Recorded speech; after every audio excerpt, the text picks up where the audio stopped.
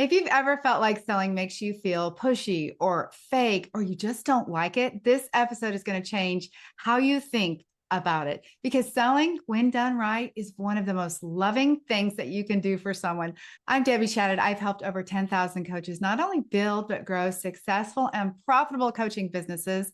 I'm excited to be joined by my business manager and friend, Nicole. Today, we're going to talk all about sales.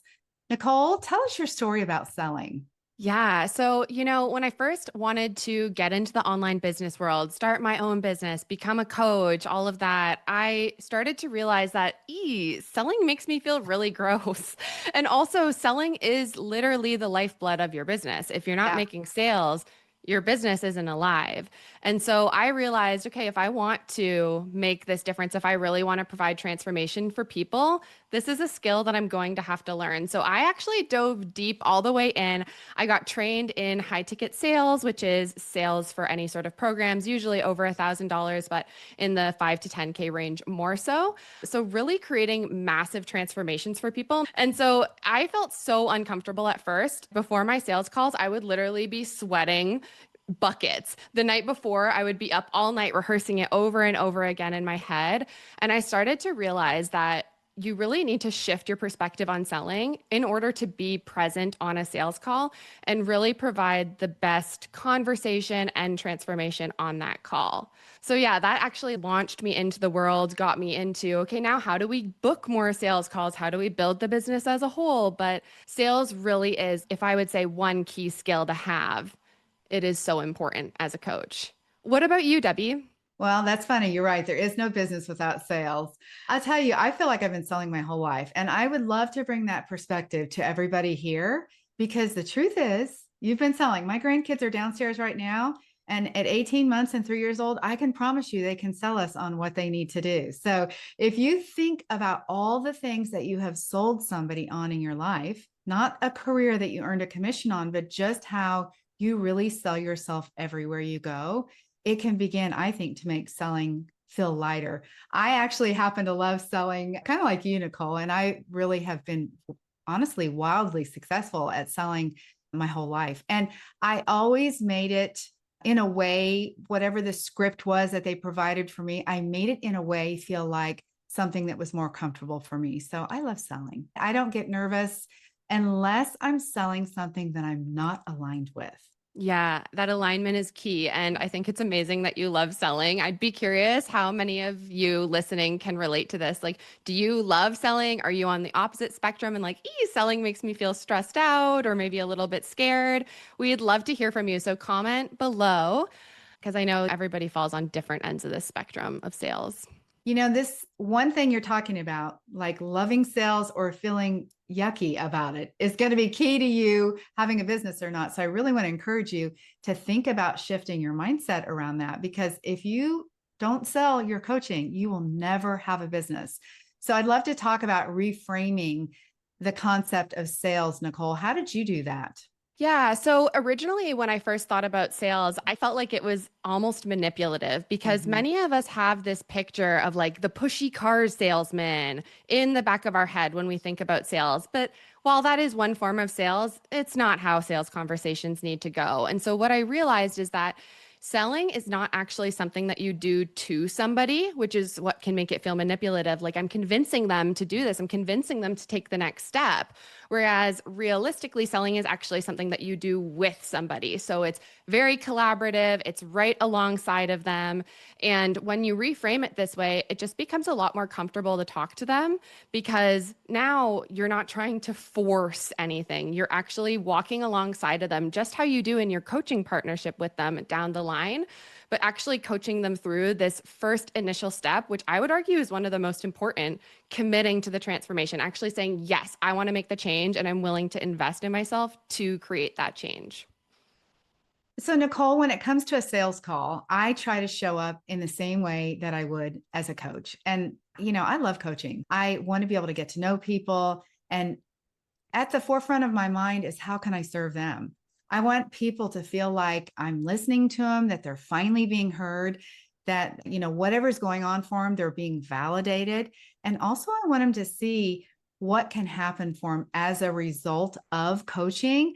I do want to caution you, though, I don't think you should coach people all the way to the answer of whatever their problem is on a call, because that's not going to actually help them long term. Of course, you're coaching them into understanding the value of what it would be like to work with you. Right. And in the work that you do with someone as a coach, like most of the time, you're not actually creating that whole transformation in one call. And if it is one call, it's not the first time you met them and you don't know anything about them. So it doesn't make sense to try to give them the whole transformation, but to get them to that first step to say, yeah, this is something that I want for myself.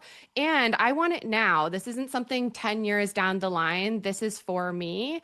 And I think it's beautiful that you show up in the same way that you do as a coach, because I know one of the things that our clients love so much about you, Debbie, is just how authentic you are and warm and non judgmental. So no matter what they come with, even questions that can feel so silly, you treat it just, this is a real question. This is totally valid. Like, I can understand why you're Yeah. asking that.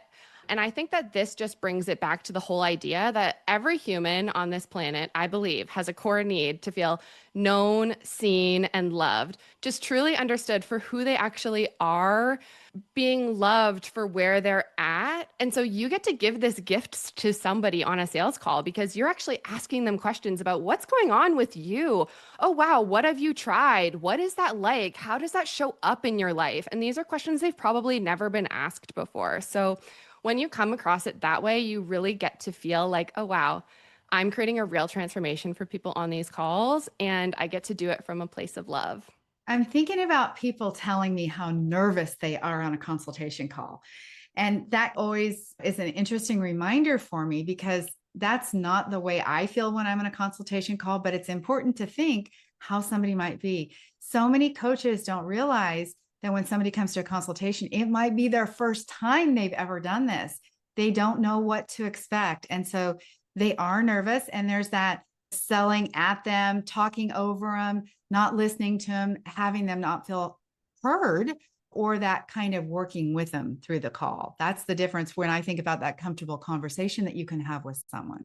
Yeah, and I like how you talk about it as a comfortable conversation. I think a big key here is that, like, yes, you're actually walking alongside them. As we mentioned, sales is something that you do with them.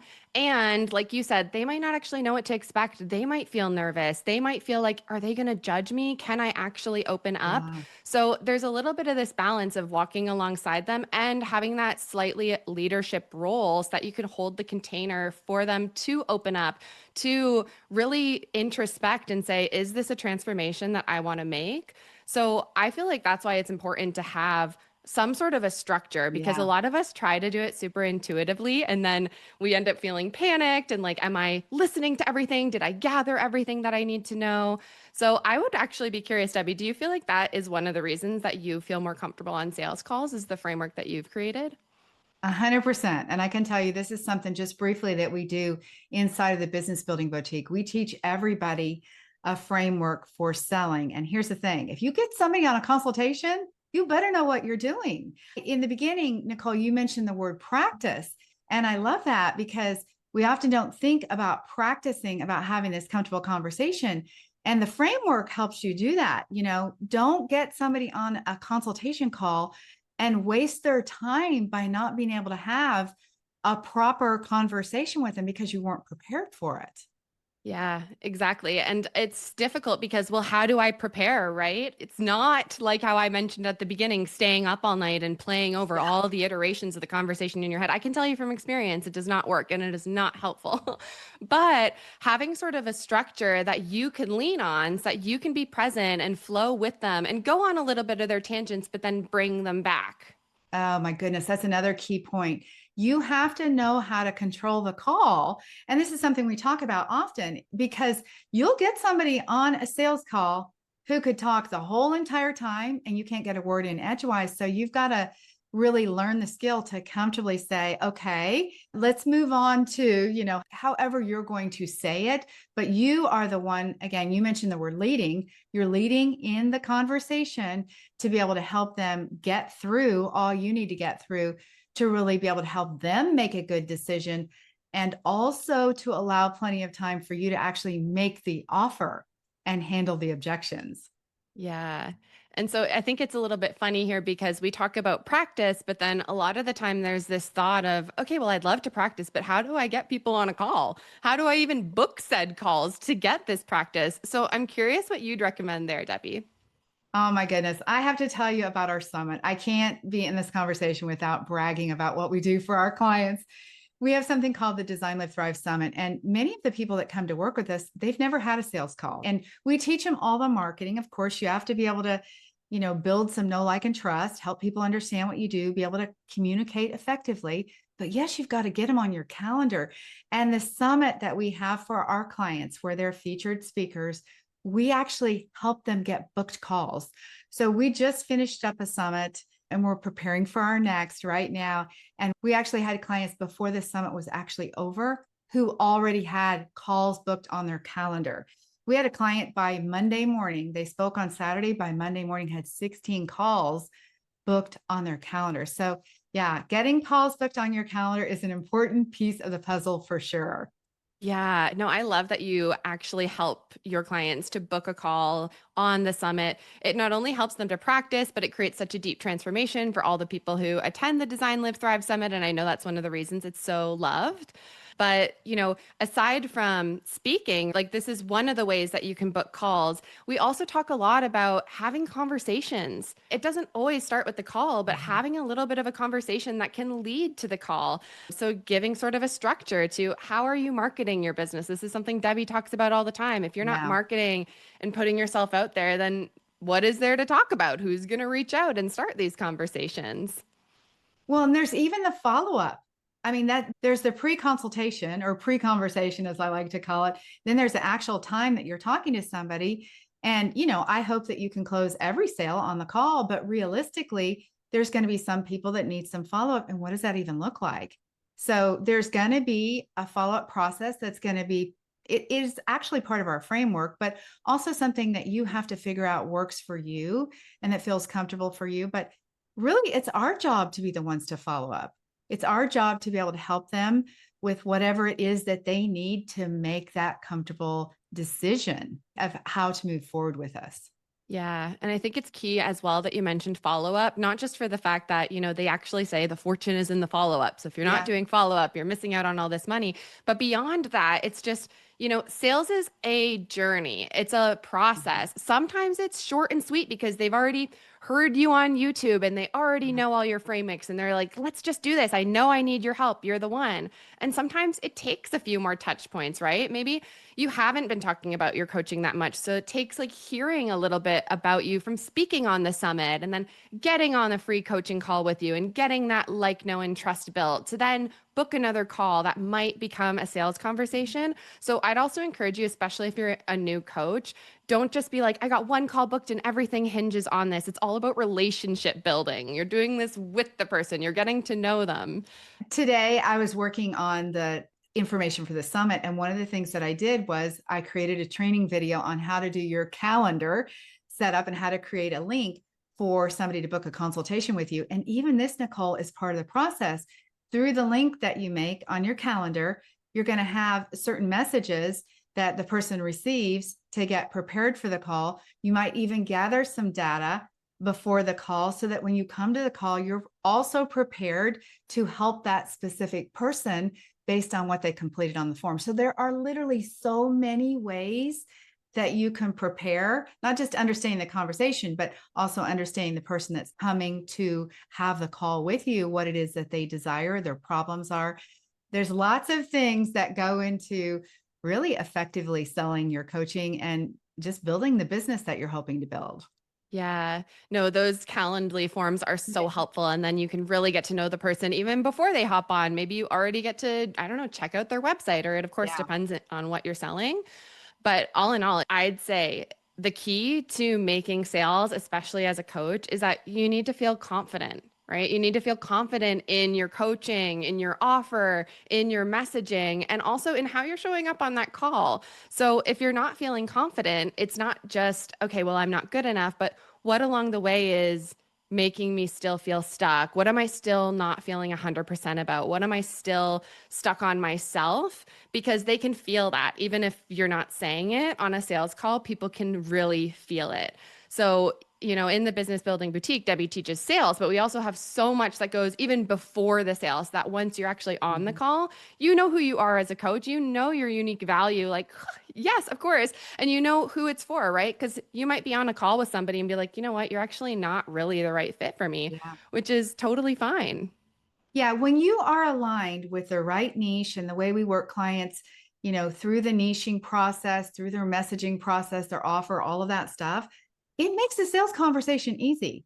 It's really not that hard because you really know, you mentioned your value of, who you are, how you can help them, and you really understand your ideal client. I just want to mention, Nicole, for anybody who's listening, that you're like, okay, this sounds interesting. I want to invite you guys to come to our upcoming workshop. If you'll just comment the word workshop right here, either in the show notes or in the comments on YouTube, comment the word workshop, and we will provide you with a link. We actually do complimentary education twice a month where we teach all the concepts that we're talking about today.